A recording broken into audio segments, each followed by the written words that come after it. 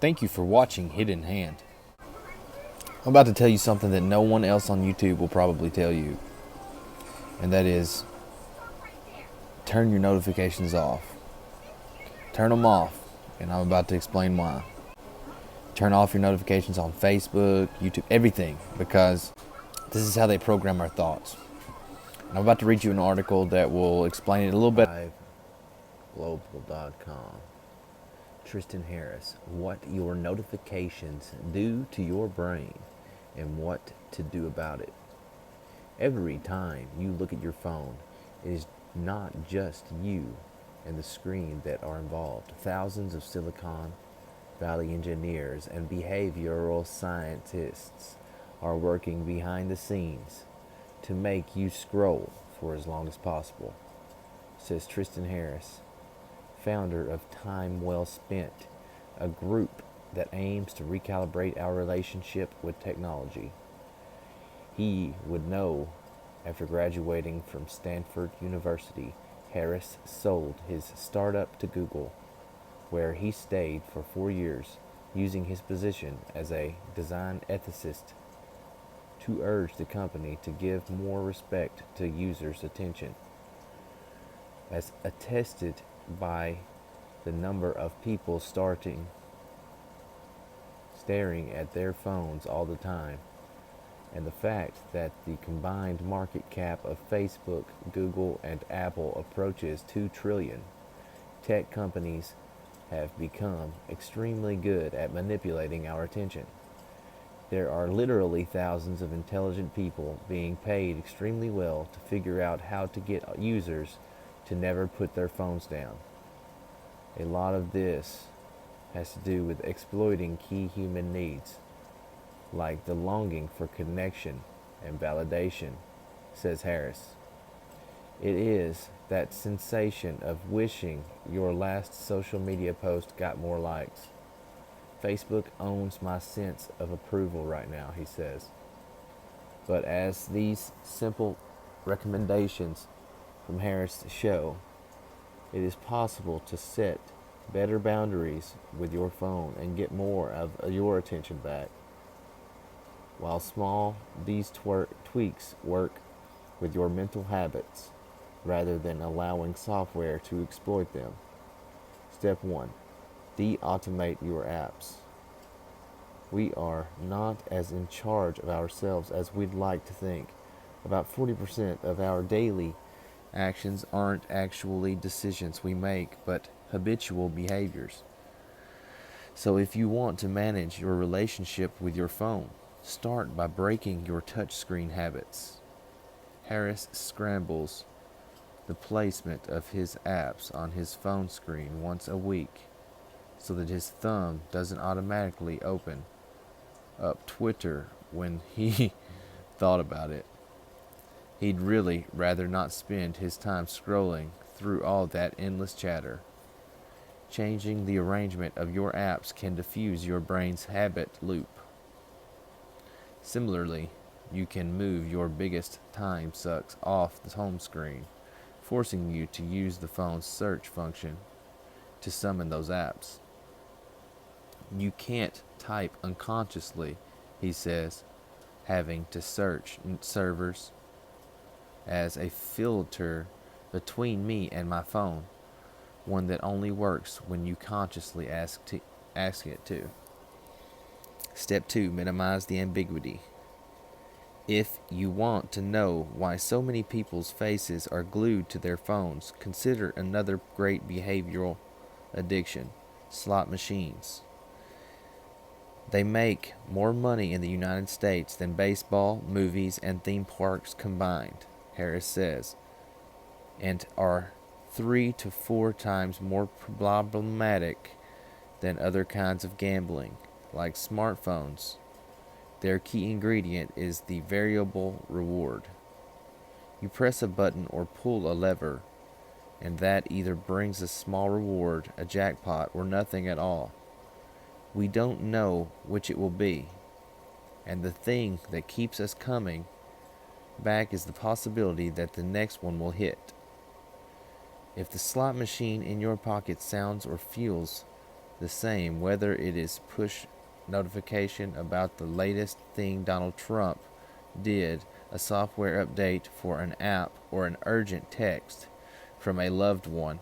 Then you'll be more compelled to drive in every time your lock screen lights up. Thus, there is a need to make your phone signal clearer and less random. Ambiguity creates curiosity, Harris says. So, the way to take back control is to tailor your signals, a special buzz or tone for your partner's phone or family phone, another for friends, and others for news or social media. That way, without even having to look, you know what's asking for your attention. That's a good one. Step 3. Cut out the machines.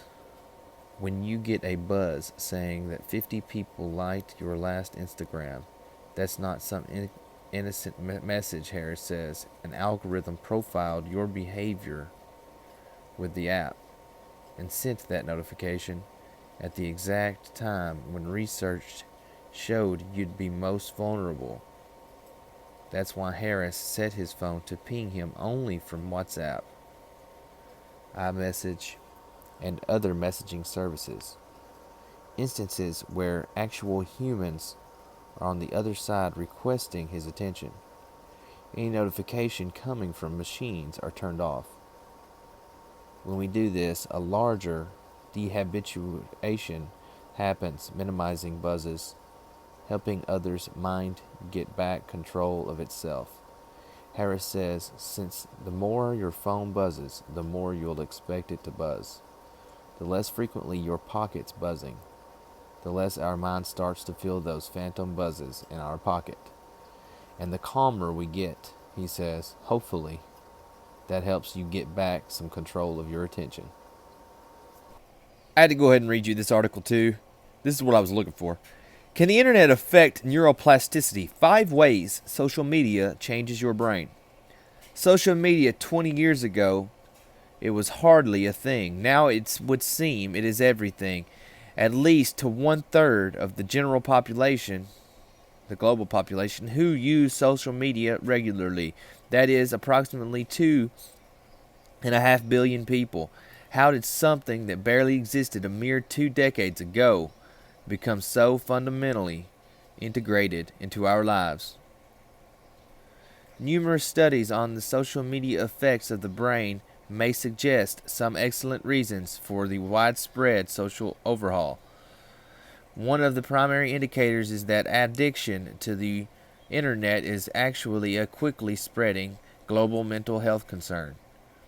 While it is a psychological addiction, brain scans of people using social media show impairment in the same regions as those affected by substance addiction. Addiction to the internet may be psychological, but that it shows psychological indicators within the human brain is of distressing concern to mental health professionals around the world. It is estimated that 5 to 10% of internet users actually cannot stop their online use of their own accord. Multitasking is another problematic indicator of social media's interference with our brains. The prevailing notion that multitaskers can get more done switching between work and websites needs to be shut down. Multiple studies, such as this one, have shown that not only is the opposite true, but multitasking can actually be harmful to normal brain function. Multitasking actually lowers our ability to block out interference and therefore our capacity to concentrate on a single task. Furthermore, mounting evidence points to multitasking actually inhibiting memory function. Another rather interesting trend that shows the definitive impact of social media on the brain is phantom vibration syndrome. While this might sound like a rejected title for the next Star Wars film, phantom vibration syndrome is a real physiological reaction some people have when they think their phone is vibrating, but it isn't.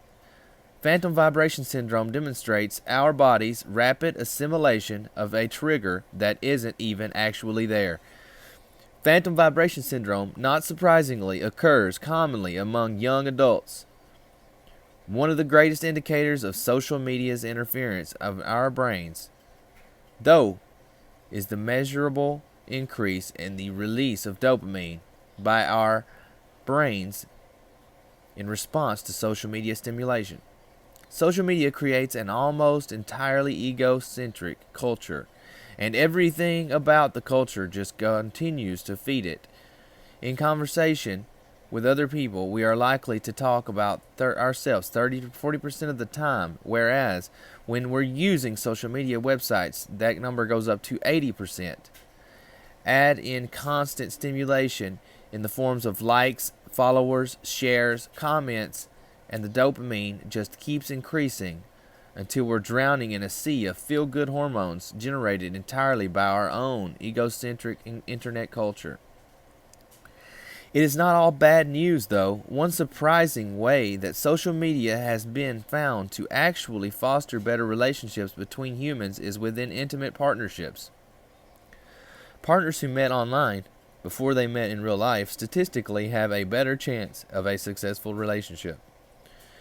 Theories abound as to why, and probably it has something to do with the comfort of controlled anonymity and the ability to set expectations more realistically, and without the involvement of your pitter-pattering heart as you gaze into your blind date turned possible future partner's eyes.